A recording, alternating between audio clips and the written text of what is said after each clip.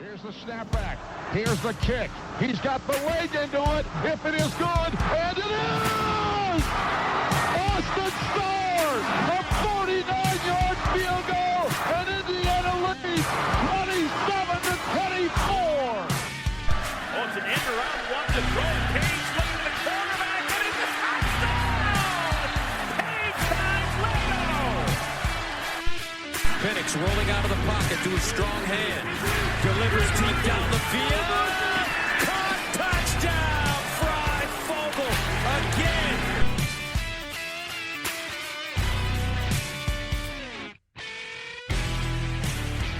If the basketball team hasn't done it to you the last couple weeks, it's time for us to make you depressed. And no, we didn't lose another position coach or anything. Welcome to the OEO podcast. I'm your host, Michael Bragg. You can find me on Twitter. It's at Bragley, Braggley. Speaking of that, I think I've got a DM. I got to answer a DM. You know who you are. I'm here with my co-host, Brandon. You can find me on or find him on Twitter. It's at Brandon Dubich. Brandon spelled traditionally Dubich, D-U-B-I-C-H. I'm hesitant to ask this question. What's up, Brando? Well, first of all, here we go. Good on you for the humble brag that you're getting DMs. We're all thrilled for you. But in bigger news, I would like to announce April 25th is no longer March 25th is no longer just National Peacock Day, but it is the second best Saint Day.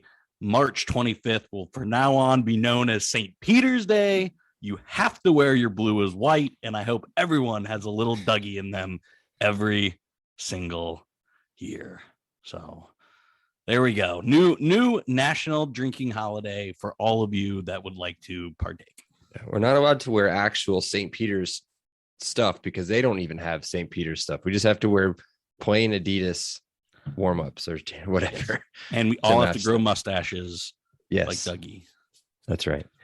All right.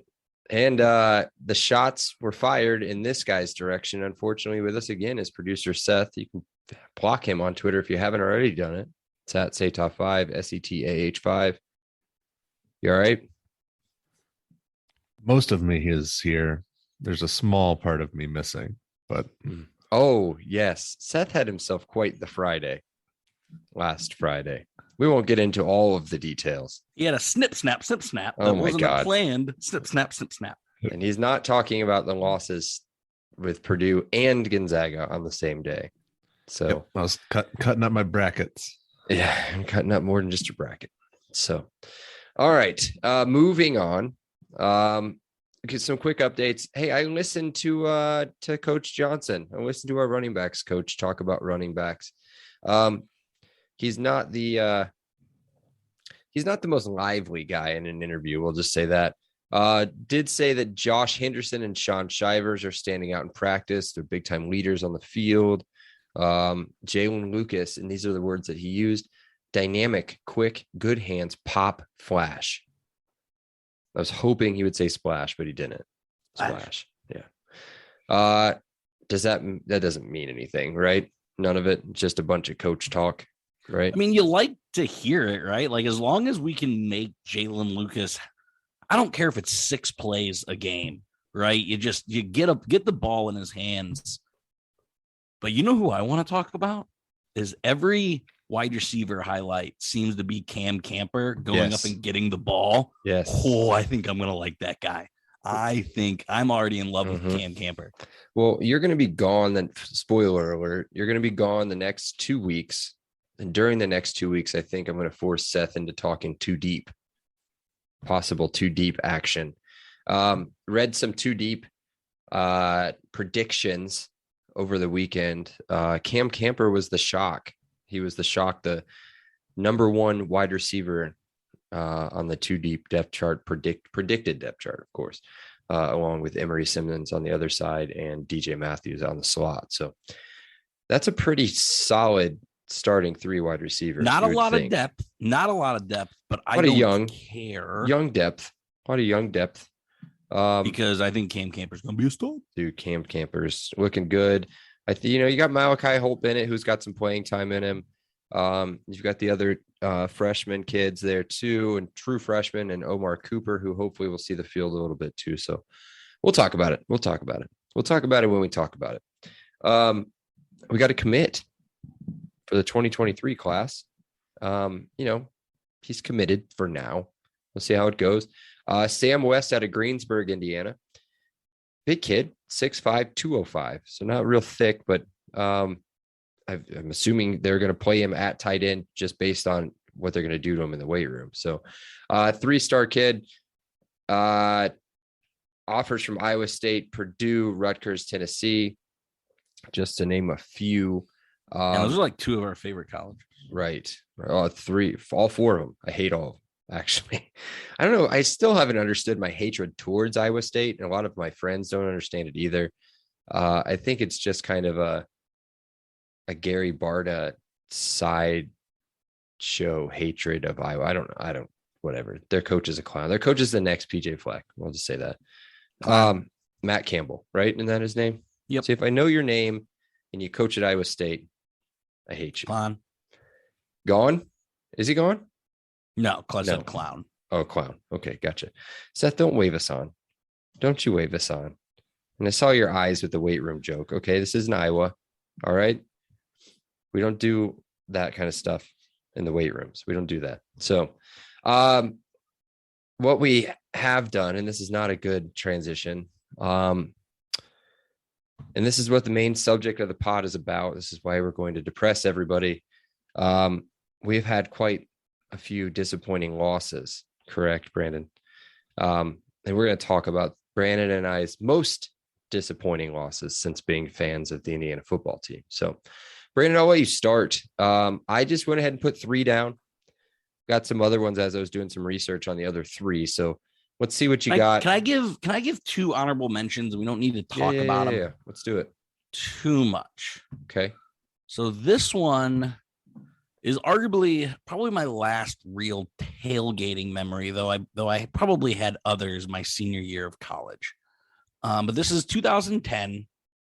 Denard Robinson came to school to battle Ben Chappell, and Ben Chappell outplayed Denard Robinson. Tandon Doss had 15 catches for 221 yards. Willis, the running back, right? Is that his name? Yes. But just a heartbreak of an ending. Just a 5-play, 73 yards in less than a minute. Denard Robinson rushes it in, and it was just heartbreaking. Do you remember this game at all? I was there. Yeah, I was there. I mean, it was a really, really good game. Over 1,100 total yards, only 2 turnovers. IU played a really, really good game. IU threw the ball 64 times. Man, that's just unfortunately like my last in college game memory. Then I went to Kilroy's and blacked out. There you go. But yeah, that was an honorable mention. And any thoughts, comments on that game? No, I do remember that game. That was a game we stayed in town. We had planned on staying there for that one. It was before I had gotten season tickets or any stuff like that. So one of the games we made the trip down for, went down with my brother and girlfriend at the time. So I remember that game like it was yesterday. Willis, I cannot remember his first name. He was a stud running back, got some off the field issues. Didn't make it back after that. So really good game from him. Chappell played out of his mind. You're right. Tandon Doss, really good. Just a really good atmosphere there, especially for a really bad team in 2010. So it was a fun game for sure. Just again, you're right. Disappointing is what it fits. So what's the other honorable mention you got? Another game is one kind of like the first game I watched with you that, again, I remember just like yanking and jumping on your shoulders, was the Xander Diamant 4th and goal throw. Oh, yeah. Sudfeld exited the game when we had a lead.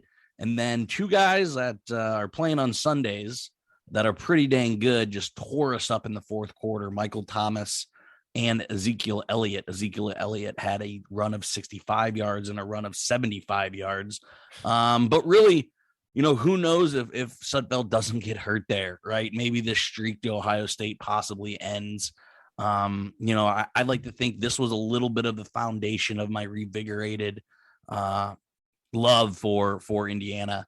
Yep. That was a heck of a game. It was good weather, and it was just so close of pulling. Xander had that crazy run, 79, yeah. but just so heartbreaking because IU played really, really well. Yeah, that was a tough one. I actually have the game pulled up. That was the one I was going to talk about as an honorable mention as well. IU actually outplayed them in a bunch of stats. First downs, 21-13. Time of possession, we had them by 10 minutes. Turnovers, 3-0.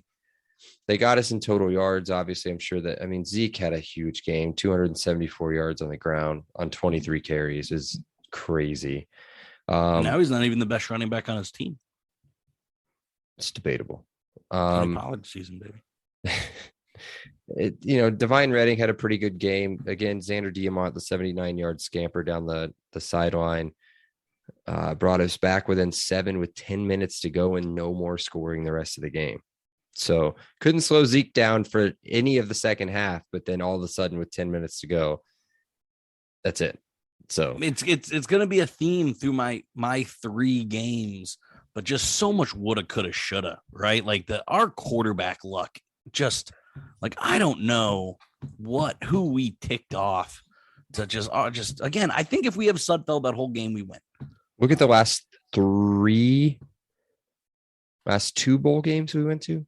3 bowl games, two. The last 2 bowl games we went to, no Penix in either one. No. So, Penix.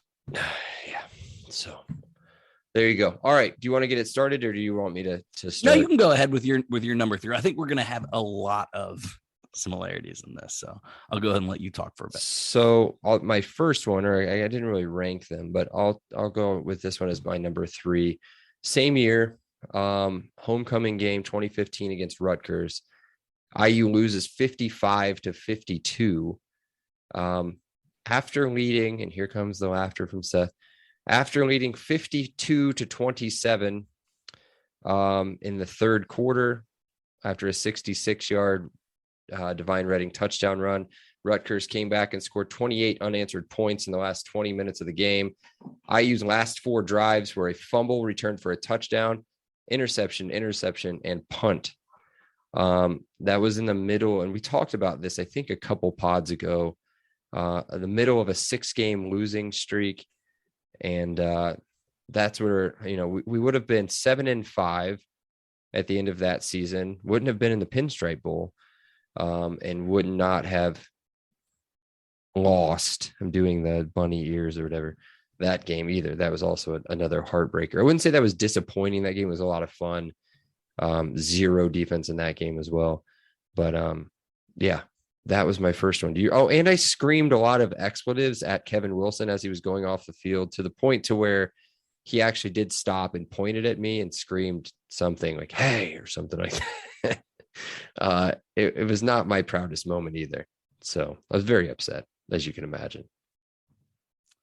Yeah, my number 3. No, that was Rutgers was terrible, by the way, guys. Rutgers was really, really bad. Rutgers finished 4-8, 1-7 in the Big Ten. That was their only win in the Big Ten. Like, their coaches didn't even really want to coach. Like, Kyle Flood was there for 2 games, and then he left for 3 games, and then he came back for the rest of the season. Like, what a disaster of a program that we lost to in that game. Couple pros on that team, though. Colt, I think he's still a Colt. I can't remember how you say his first name. Kamoko Toure was on that game. He's actually the one that forced the fumble and returned it for a touchdown, I believe.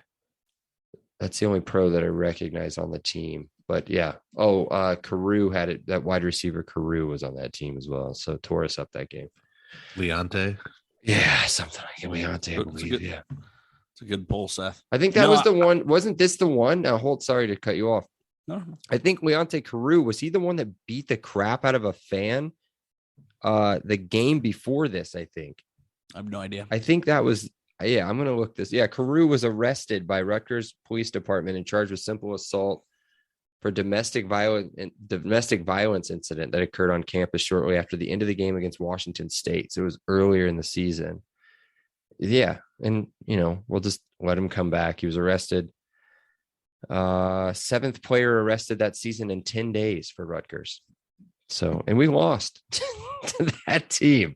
So there you go. I mean, I don't know how the season would have turned out. Brandon, we did play that bowl game with our actual starting quarterback. So who knows? Who knows where we would have been? Maybe Music City Bowl at 7-5. Sorry, Seth. I know that's a trigger. Yeah, I wasn't at that game. I was at the in-laws' house. I'm not quite sure if it was a wedding or what caused me to go up there during football season. #ban weddings during football seasons. Mm-hmm. So I got to imagine that's why I was up in Chicago, but I don't know. But so I'm glad I wasn't at that game. So I don't have quite the connection you have to it because I wasn't there. But it was embarrassing. Certainly was embarrassing. Yep. And it was the day after my birthday. So yeah, I was probably pretty liquored up, I'm sure. So I apologize, Coach Wilson. I know you listened. So all right, Brandon, what do you got? My number 3 was the only other game that, I'm going to talk about this evening that we didn't watch together was the 2016 Foster Farms Bowl. Great gooch. There is a little running joke that anytime my mom is not a sports fan, like literally probably couldn't explain any sport if she tried. And every sport she watches with me, my team loses. And we all went to Kilroy's down in Broad Ripple to watch this game and just lost in miserable fashion. The Utes were ranked. The Utes were a better team. And IU went toe-to-toe. IU outplayed them, just had a few unfortunate things go wrong. Producer Seth, did Griffin Oaks get drafted in our fantasy football draft? I don't think so. I don't think he did, but this was the kick is good game. Griffin Oaks missed a 40-yarder that would have put us up 6. Instead, the Utes go down, kick a field goal, and that's all she wrote. A last final drive stalled out. So this would have snapped the drought. There was no reason this game IU should have ever lost.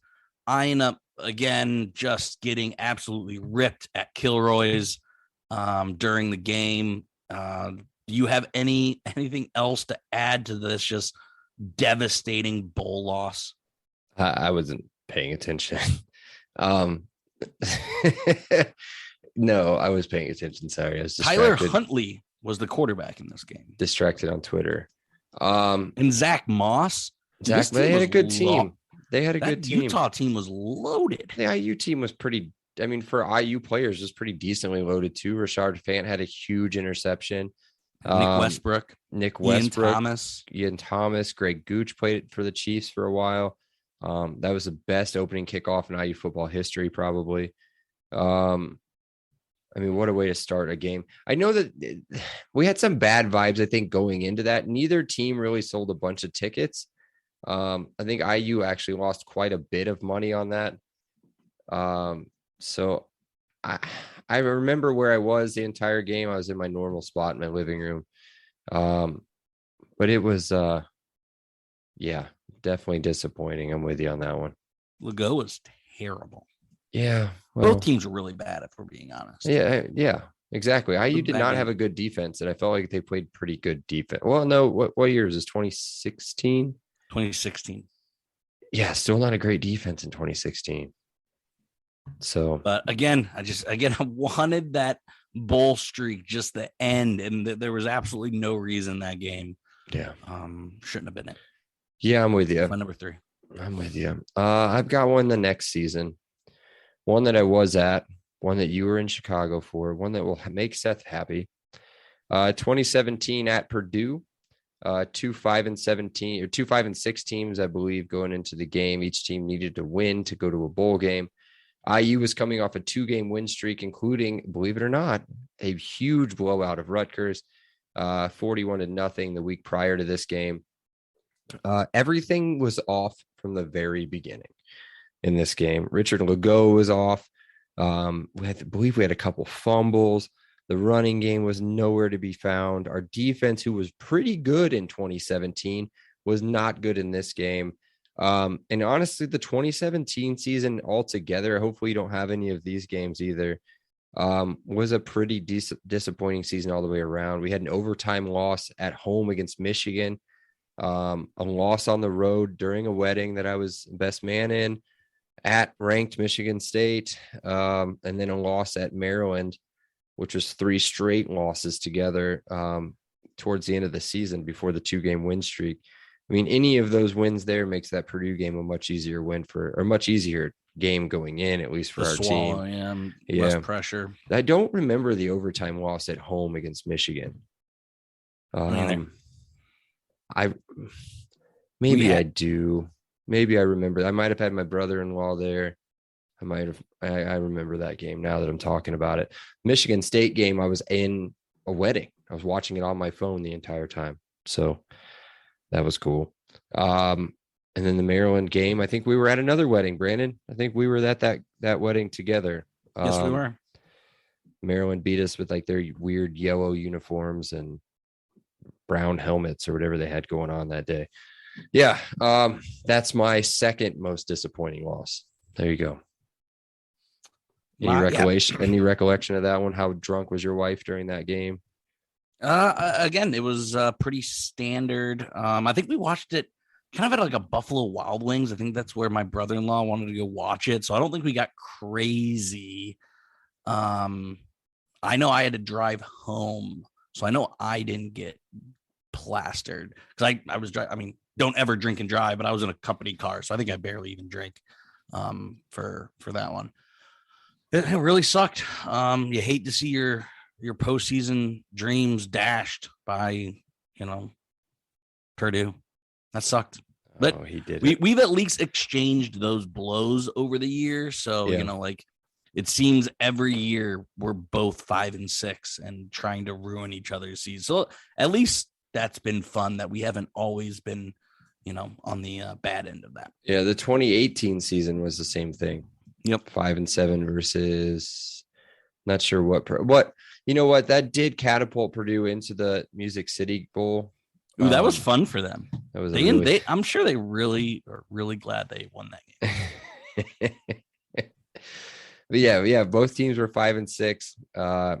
IU lost 28-21. Purdue with a score in every quarter. IU with 14 in the fourth. A good comeback at the end, but just not enough. So another disappointing one there. So, all right, Brandon, what's your last one? Probably maybe the same one as mine. This is my second. This is only my second most brutal loss.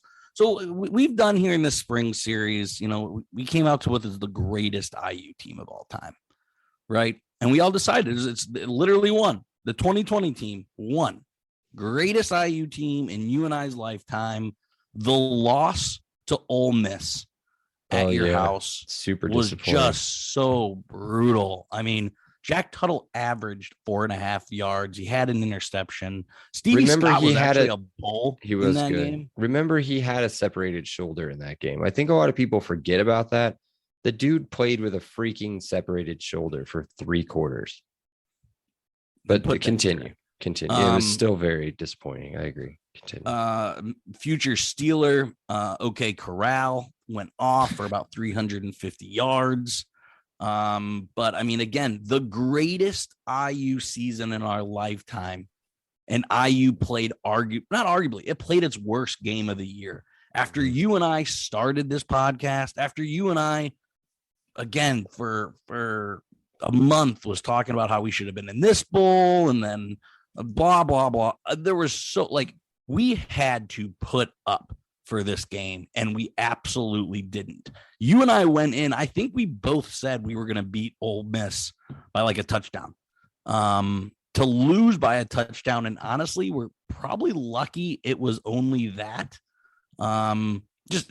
Just so disappointing for the greatest IU season in our lifetime to end that way. That's our only 1-star review on our podcast, by the way, is an Ole Miss fan that listened to our preview of that game.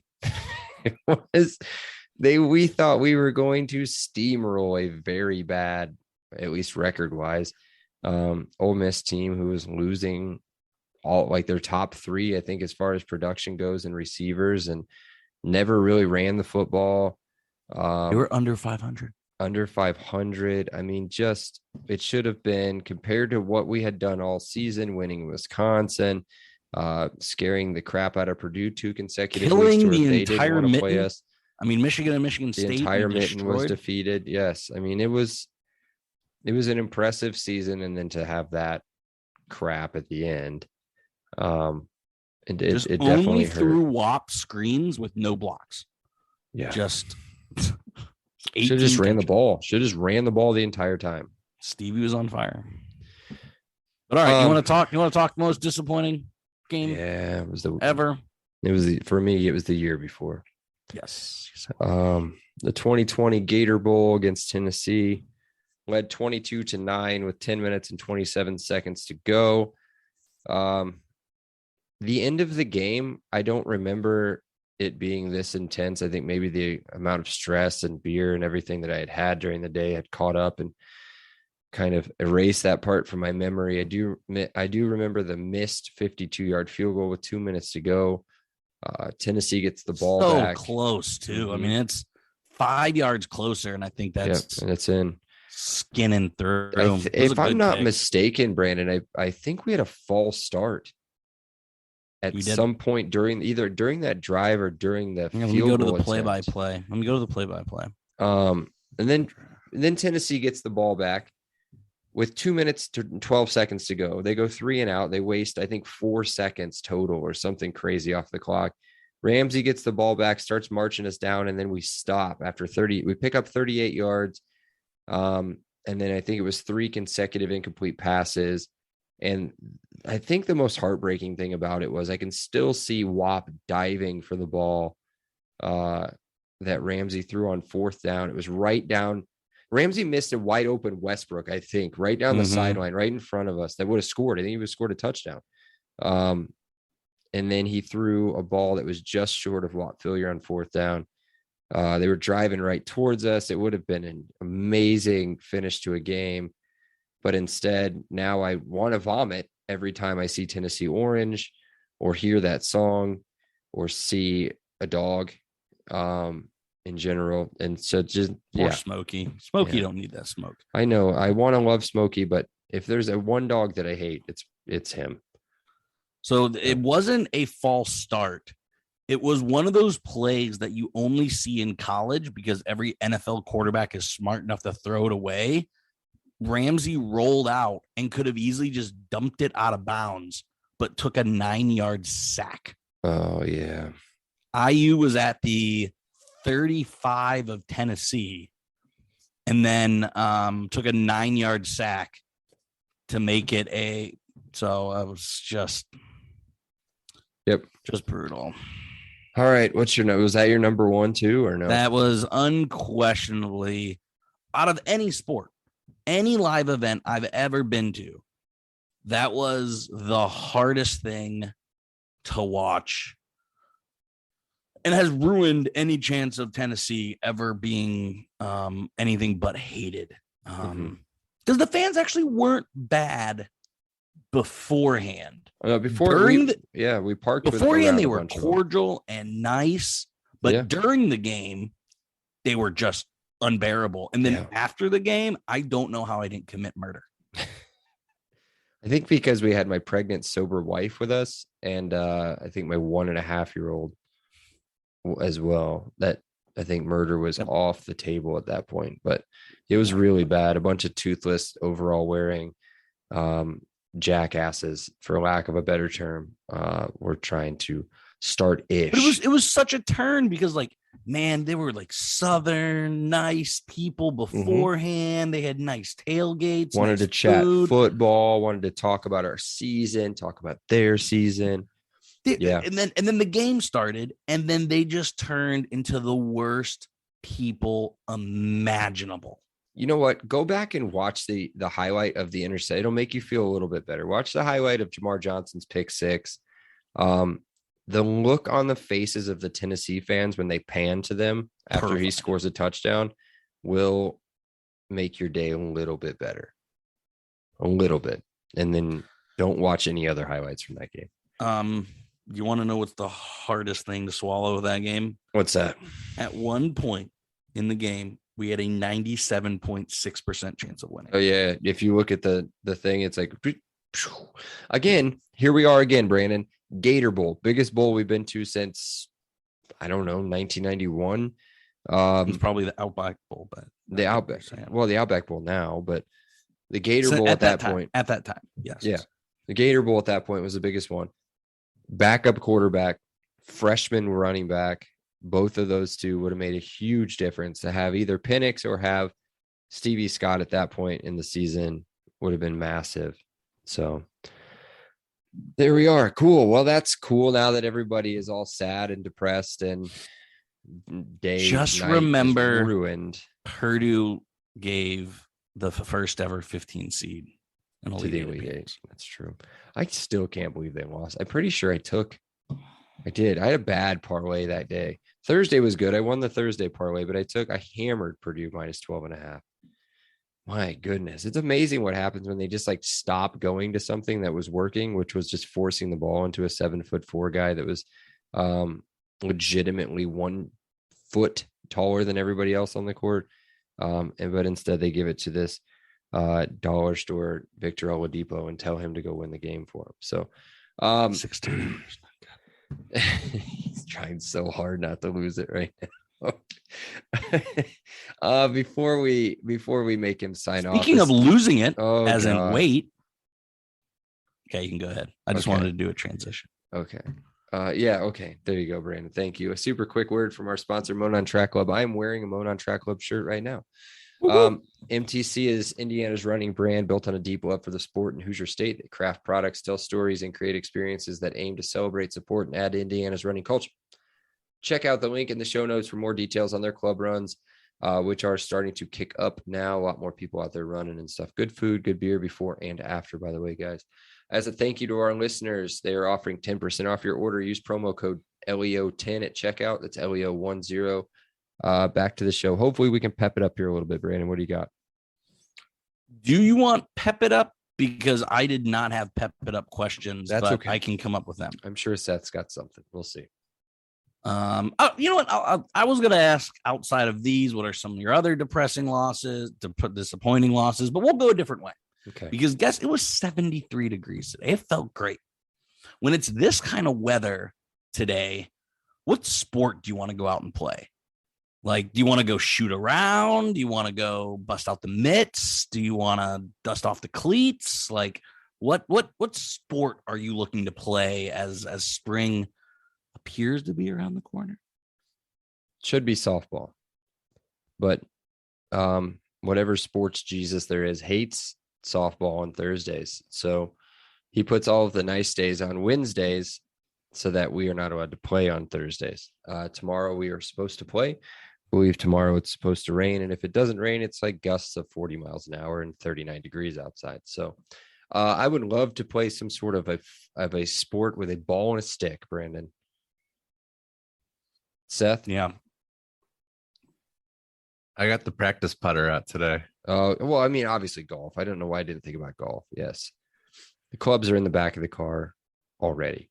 Don't even know when I'm playing, but they're already in the back of the car. No, that's awesome. As we now March Madness, we have the Sweet 16 or Sweet 16. We have the Final Four and National Championship. Are you guys baseball guys? Like, are you guys? I mean, we still got some time before hockey and NBA championships. Like, what sports should I and the listeners pay attention to after Monday? Obviously pay attention to the Final Four. By the way, my wife, 3 of the Final Four selected. The one that she missed lost to St. Peter's. It wasn't Kentucky. So yeah, check out the Final Four, root for Villanova and Duke. Once those, I know that we hate Duke. Villanova is going to win the whole thing. She picked Villanova. I don't need the money, but it'd be nice to have her win 2 giant pools. That'd be pretty cool. But yeah, so that first, and then when you're done with that, let's watch Arsenal. Little Premier League. Wake up early on a Saturday, Sunday. It's a good thing to do. Little breakfast, little soccer. Good push for top 4 right now. Seth would have said soccer, but his team is barely hanging on to what they consider a relegation. I don't know if you guys know what that means or not, but his team, if they continue to play as if they are playing, which is like crap, they will no longer be in the top flight. They will be relegated to the bottom league and have to earn their way back up with a massive dollar amount on their roster. So, Seth, what are you watching? And the Cubs suck. So I'm a Cubs fan.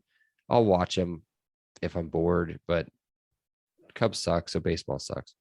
Thanks for dumping all over everything. Yeah. So definitely at this point, I'm rooting for Everton to get relegated so that I can switch to a new team. My hockey team is the second or third worst in the NHL. And hockey, Panthers, bandwagon. I'm giving up on them, but I have to wait to the offseason to become a Canucks fan.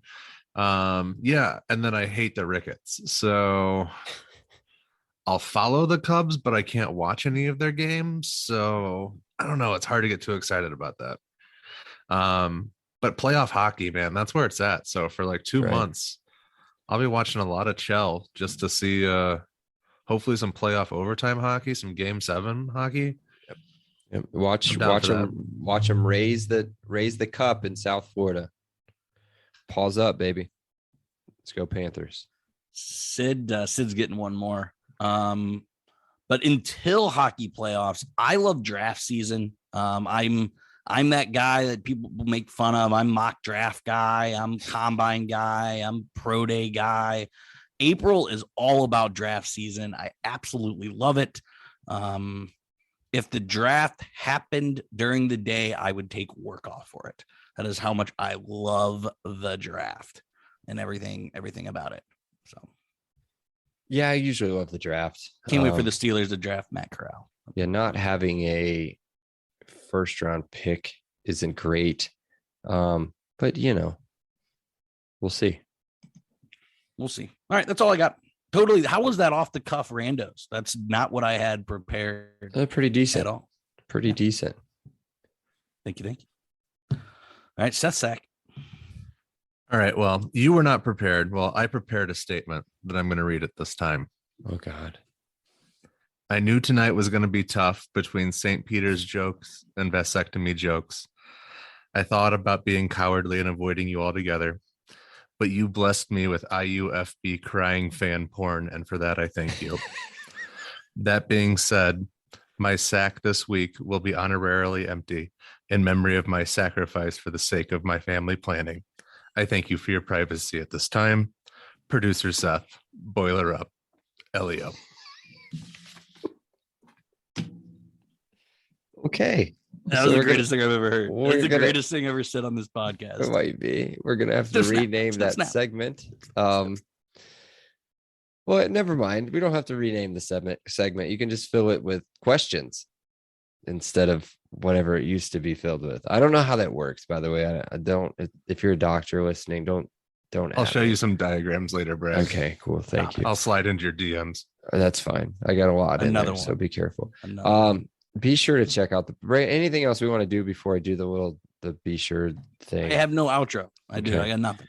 Be sure to check out the pod on Twitter. It's at Podcast LEO. Be sure to download, follow, rate, review on all of our platforms. We'll talk to you guys next week when Brandon is gone and Seth and I I don't know. I feel like we usually bore the shit out of you guys, but yeah, either way, we got to pump it out. So, we love you guys. Elio.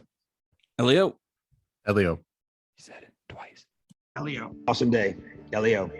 Thank you so much, Rick. I appreciate that. Elio. All right. Great. Elio. Appreciate you guys. Elio. You're welcome, Dave. Have a great day. Elio. Have a great day. Elio. Appreciate you being here with us. Have an awesome day. And Elio. Oh, thank you so much. Elio. Well, thanks so much, Elio. Hey, thanks so much, Mike. Appreciate that. Elio. Appreciate you guys, man. Have an awesome day. Elio. Awesome. Elio.